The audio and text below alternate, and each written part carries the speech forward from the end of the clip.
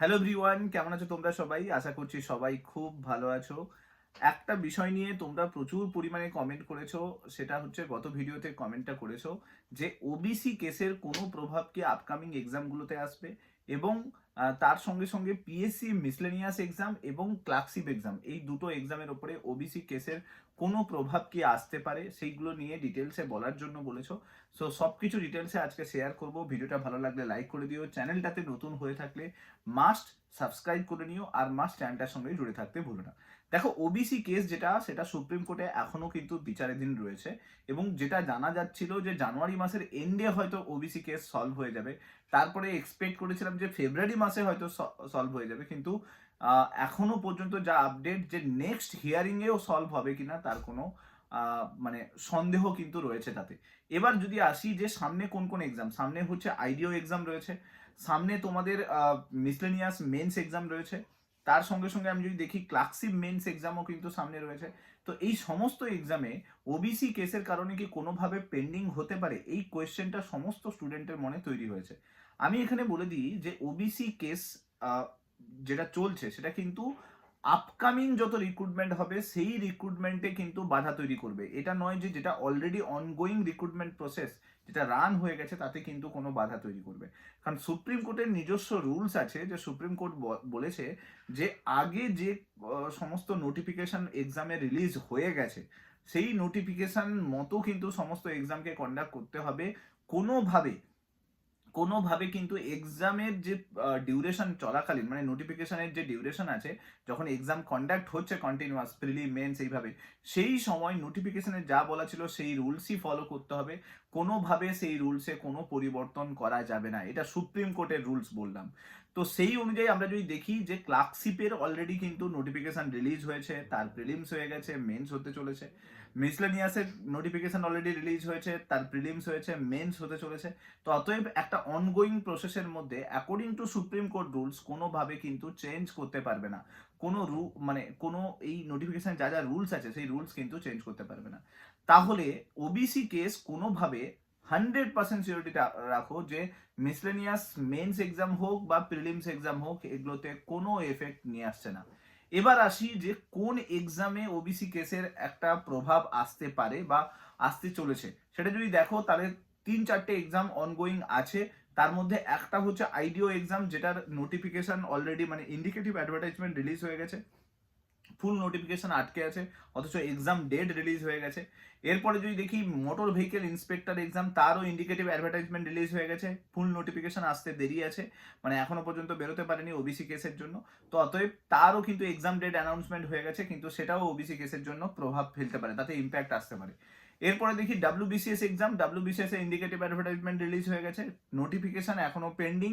7ই September exam already date announce হয়ে গেছে, কিন্তু আমার যেটা মনে হচ্ছে যদি প্রপারলি টাইমের মধ্যে ওবিসি কেস কমপ্লিট না হয়, তাহলে এই সমস্ত এক্সাম যেগুলো আপকামিং এক্সামের কথা আমরা বলছি, যেগুলো পিএসসি তার ক্যালেন্ডারে মেনশন করেছে, সেগুলো সব কিছুই কিন্তু ইম্প্যাক্ট আসতে চলেছে।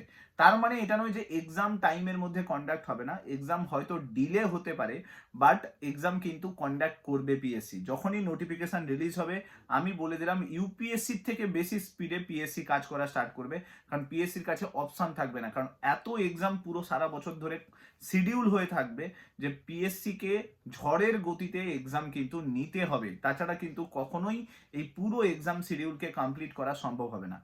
সো ওবিসি কেস একটা বড় একটা পয়েন্ট বলতে পারো পুরো রিক্রুটমেন্ট প্রসেসে, কারণ পিএসসি ওটার জন্য মানে বহু প্রতীক্ষিত একটা জাজমেন্ট বলতে পারো সবার জন্য, শুধুমাত্র ছাত্রছাত্রী নয়, সমস্ত অর্গানাইজেশনের জন্য, সেটা সেন্ট্রাল হোক স্টেট হোক, প্রত্যেকটা অর্গানাইজেশনের জন্য, কারণ সব কিছু শিডিউল কিন্তু উলট পালট হতে পারে এই ওবিসি কেসের জন্য।